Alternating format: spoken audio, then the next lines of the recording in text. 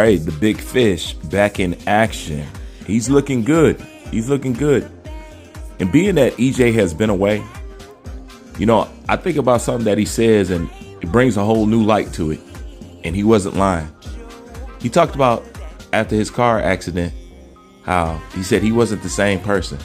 He said, but I'm still good enough to beat all of these guys. And I believe him.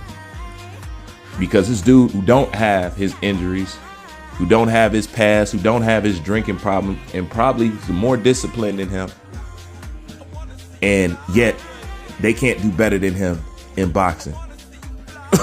Gerard, you know what I'm saying? Can't hold a candle to this man in boxing. I must admit, I miss EJ. I ain't even gonna lie. I miss seeing him in action. I like what he brought to the table. And it's funny how you never really recognize these things to these guys is gone. And a lot of people want EJ back too. And this is the beautiful thing about EJ. You know, a lot of people talking about, you know, his career, whatever and whatnot. EJ is going to be successful the moment he comes back. Just his return is going to be a big money fight. So truthfully, Errol Spence is somebody who could just ride off being Errol Spence and come in here and get some good checks. Just being real. Now that's nothing that Errol Spence is going to do. You know what I'm saying? But I'm saying that's something that he could do. But the return of Errol Spence will be huge. Errol Spence is still a big draw. Okay?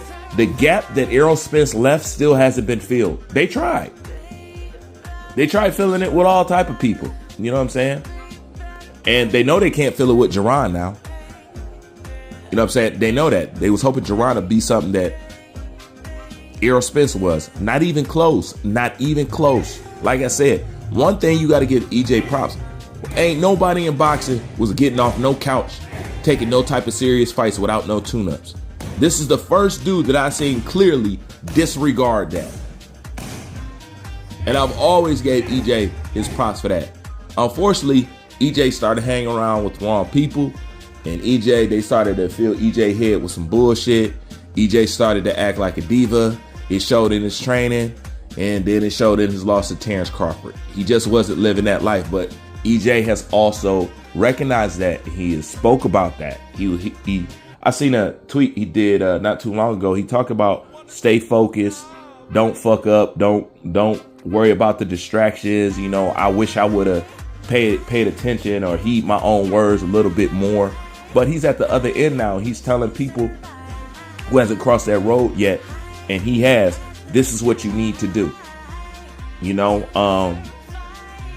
for the most part, he corrected his life as much as he could, got out of downtown Dallas, moved somewhere in the country. That's good for him. Stop hanging around all them idiots. That's good for him. And if EJ can curb that drinking and stuff like that, EJ be straight, man. You know, regardless of, you know, car crash or not, you know, regardless of car crash or not, EJ is still good.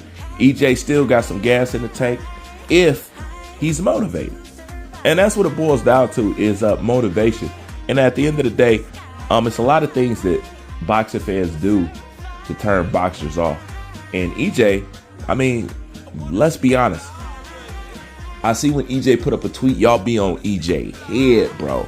Well, man, when are you coming back? When are you going to stop bullshitting? When are you going to stop this, when, and that? Listen, I know y'all miss EJ, but at the same time, EJ watched his entire city, his entire freaking city, turn their back on him. Made diss tracks about him. Say they was going to disown him. Dallas completely disowned Errol Spence. Y'all can't forget that. So while y'all begging to have him back and all that stuff, look how y'all treated him when he lost. And another props to Errol Spence. This is how you tell he got shades of real character. All y'all made excuses for his loss. Everybody made excuses for EJ loss, but EJ. EJ say flat out, I got my ass whooped. I wasn't living like a fighter, and I got my ass whooped. You know, that's a man's man shit. Accepting what is. While all y'all making y'all still making an excuse. that EJ won't accept.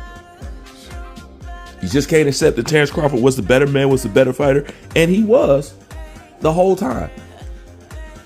And EJ knew that. EJ just not on his level.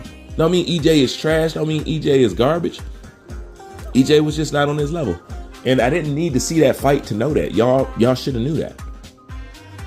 But y'all wanted to assassinate somebody's character, and that caused people to turn the heat up on Errol Spence and about what he's doing. And to add on top of that, at least he accepted the fight.